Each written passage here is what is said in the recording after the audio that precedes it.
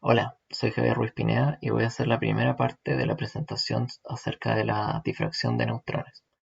Esto en el contexto del ramo de espectroscopía moderna. Para empezar, voy a hablar un poco sobre las propiedades de los neutrones. Entre ellas está que al ser una partícula subatómica puede modelarse tanto como una onda como una partícula.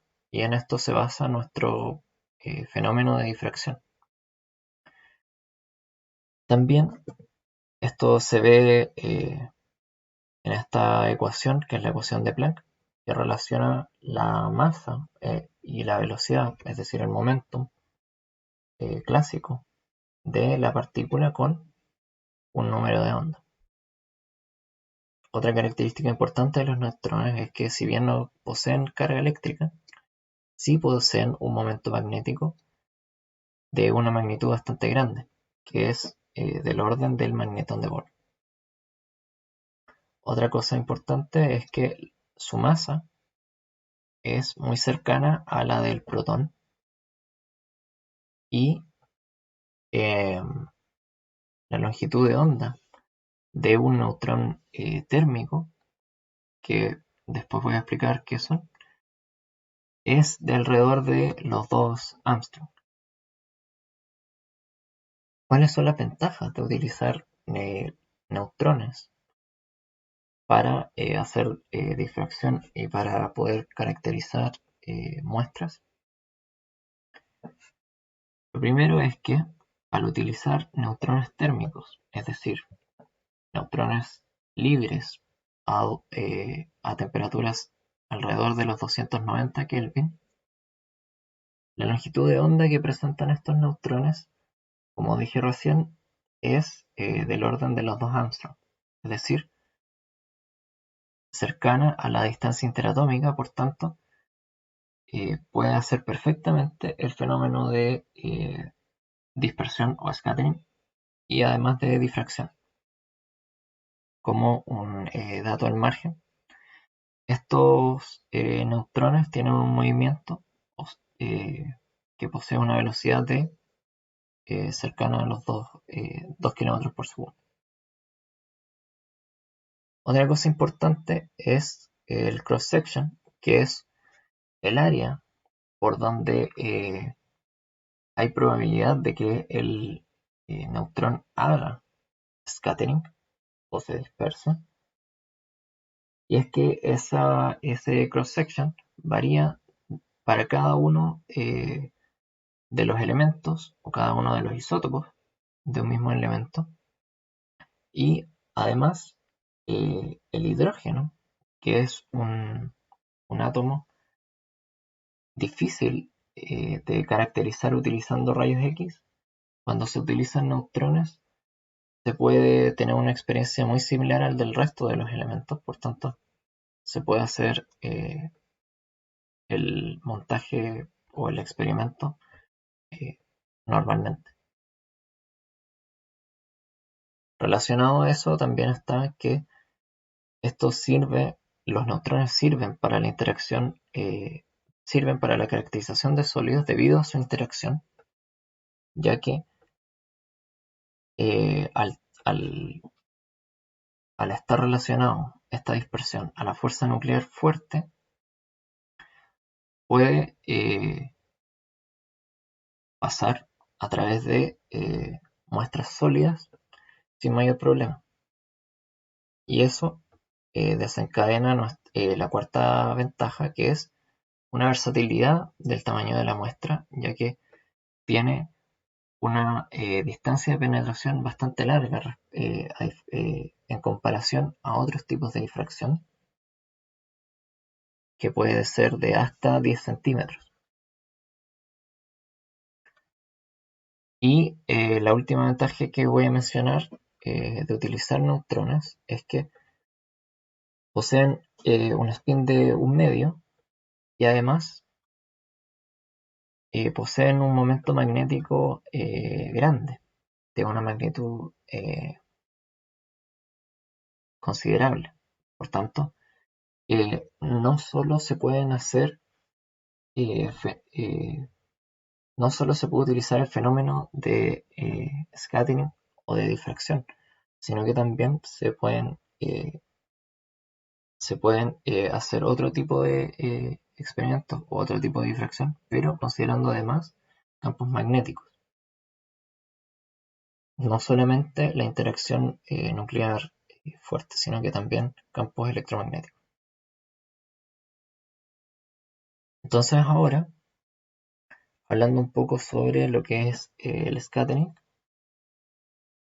de neutrones, nosotros empezamos teniendo una muestra que tiene un grosor Z, pero lo dividimos en distintas láminas de grosor de Z, y además nosotros sabemos que el cross-section de cada una de estas láminas es uniforme. Por lo tanto, esto se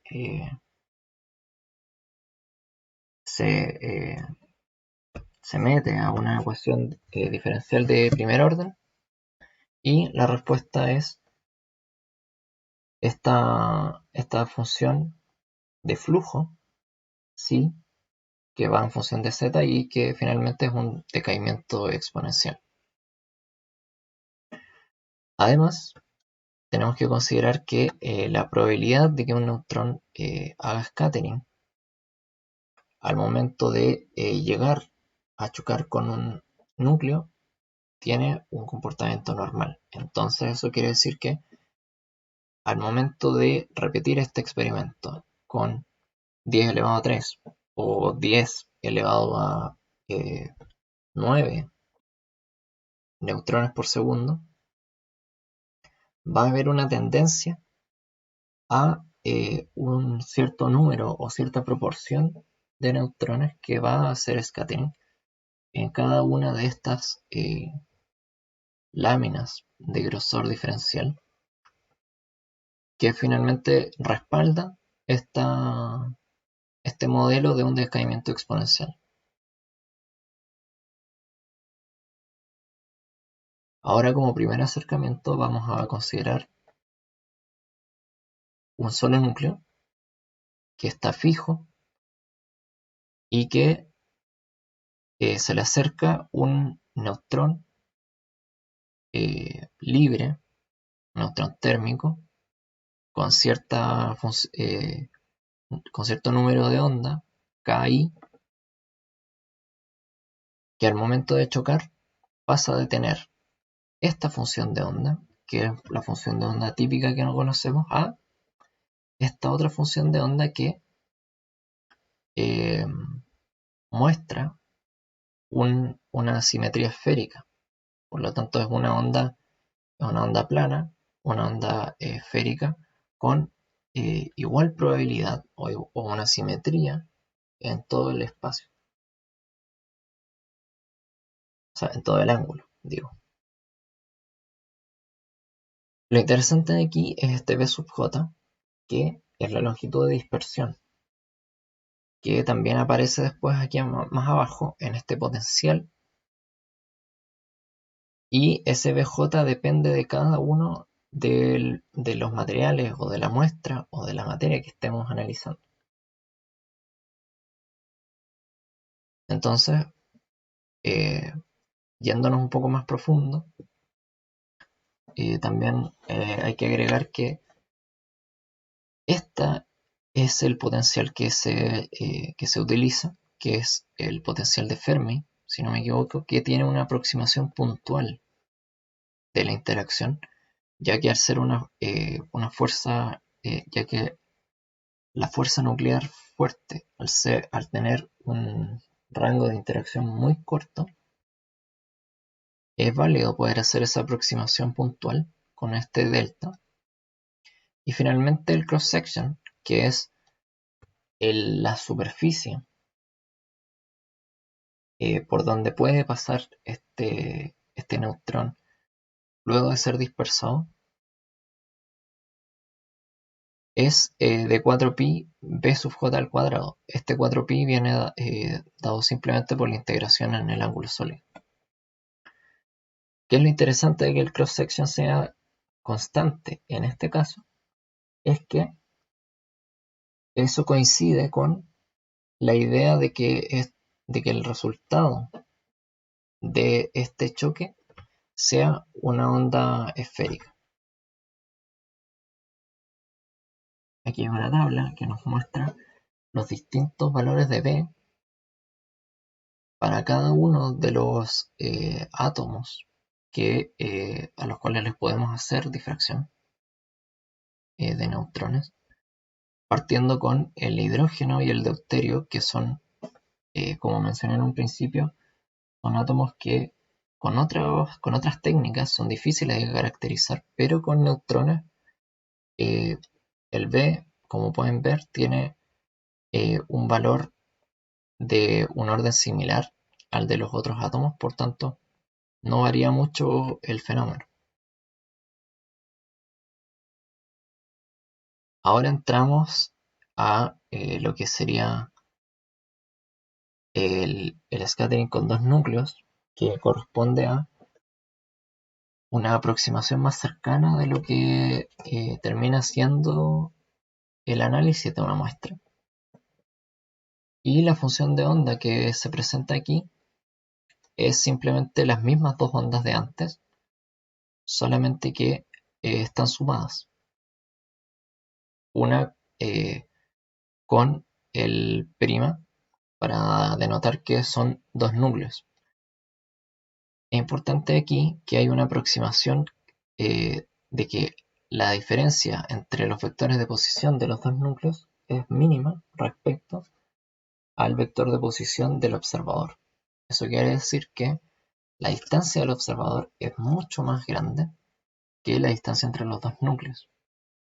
Y eso es una aproximación completamente válida, ya que la distancia entre los dos núcleos es del orden de los Armstrong y la distancia entre la muestra y el observador, o entre estos dos átomos y el observador, es del orden de los centímetros o decímetros.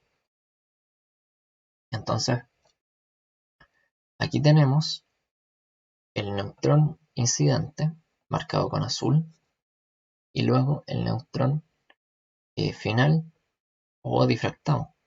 Acá se muestra en una sola dirección, pero eh, cabe recordar que esto tiene una densidad de probabilidad, ¿ya?